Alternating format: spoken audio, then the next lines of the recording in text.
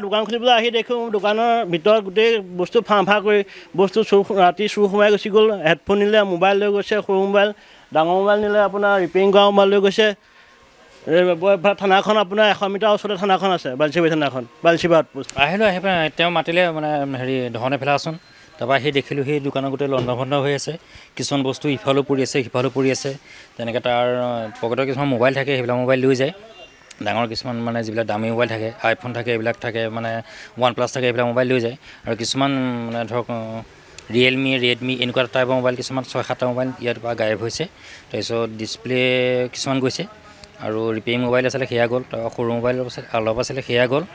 আৰু মোটামুটি প্ৰায় পাৱাৰ বেংক গৈছে, মানে গৈছে 60-70-80 হাজাৰমান টকা গৈছে মোটামুটি।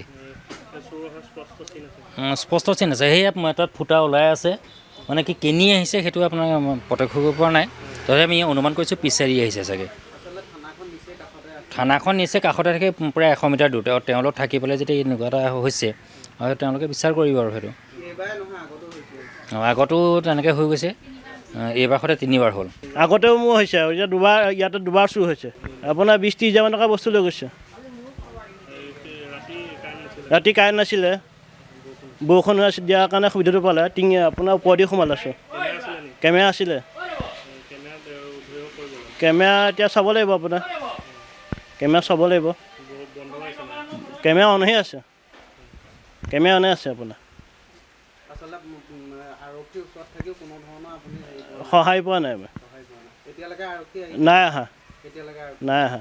দোকান খুলিবলৈ আহি দেখোঁ দোকানৰ ভিতৰত গোটেই বস্তু ফাঁ কৰি বস্তু ৰাতি চুৰ সোমাই গুচি গ'ল। হেডফোন নিলে, মোবাইল লৈ গৈছে, সৰু মোবাইল, ডাঙৰ মোবাইল নিলে, আপোনাৰ ৰিপেয়াৰিং কৰা মোবাইল লৈ গৈছে। থানাখন আপোনাৰ 100 মিটাৰ ওচৰতে থানাখন আছে, বালিচিবাৰী থানাখন, বালিচিবাৰী আউটপোষ্ট। আহিলোঁ, আহি পেলাই তেওঁ মাতিলে মানে ধৰণে পেলাচোন। তাৰপৰা আহি দেখিলোঁ সেই দোকানৰ গোটেই লণ্ডভণ্ড হৈ আছে। কিছুমান বস্তু ইফালেও পৰি আছে, সিফালেও পৰি আছে। তেনেকৈ তাৰ পকেটৰ কিছুমান মোবাইল থাকে, সেইবিলাক মোবাইল লৈ যায়। ডাঙৰ কিছুমান মানে যিবিলাক দামী মোবাইল থাকে, আইফোন থাকে, এইবিলাক থাকে, মানে OnePlus থাকে, এইবিলাক মোবাইল লৈ যায়। আৰু কিছুমান মানে ধৰক ৰিয়েলমি, ৰেডমি এনেকুৱা টাইপৰ মোবাইল কিছুমান 6-7টা মোবাইল ইয়াৰ পৰা গায়ব হৈছে। তাৰপিছত ডিছপ্লে কিছুমান গৈছে আৰু ৰিপেয়াৰিং মোবাইল আছিলে, সেয়া গ'ল। তাৰ সৰু মোবাইল অলপ আছিলে, সেয়া গ'ল। আৰু মোটামুটি প্ৰায় পাৱাৰ বেংক গৈছে, মানে গৈছে 60-70-80 হাজাৰমান টকা গৈছে মোটামুটি। স্পষ্ট চিন আছে, সেয়া তাত ফুটা ওলাই আছে। মানে কি কিনি আহিছে সেইটো আপোনাৰ প্ৰত্যক্ষ কৰিব পৰা নাই। তথাপি আমি অনুমান কৰিছোঁ পিছেৰি আহিছে চাগে।